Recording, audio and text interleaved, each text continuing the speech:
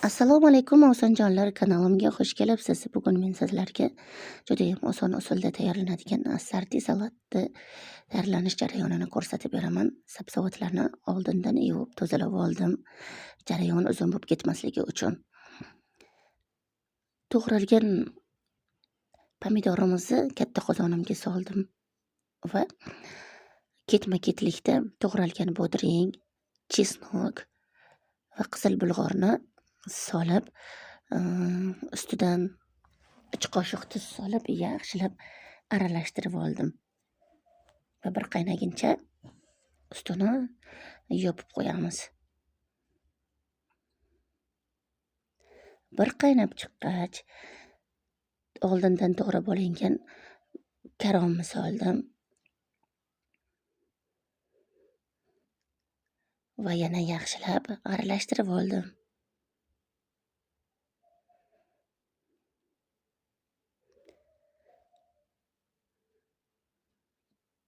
Keyingi jarayon, ko'katlarni solib olamiz. Xren, kashnich, ukrop va 2 qoshiq murch solib yaxshilab yana salatni aralashtirib olamiz. Ko'p qaynatilmaydi.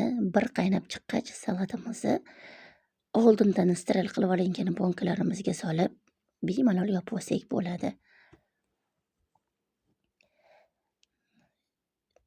Pomidor to'g'rash jarayonida ozgina qo'limni kesib oldim.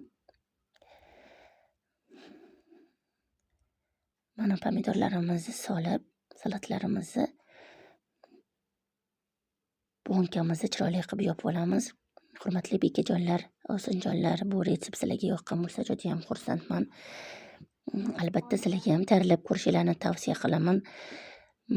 Ekranda yaqinroq ko'rsataman. Hamma narsasi chiroyli, ezilmagan, yaxshi chiqdi.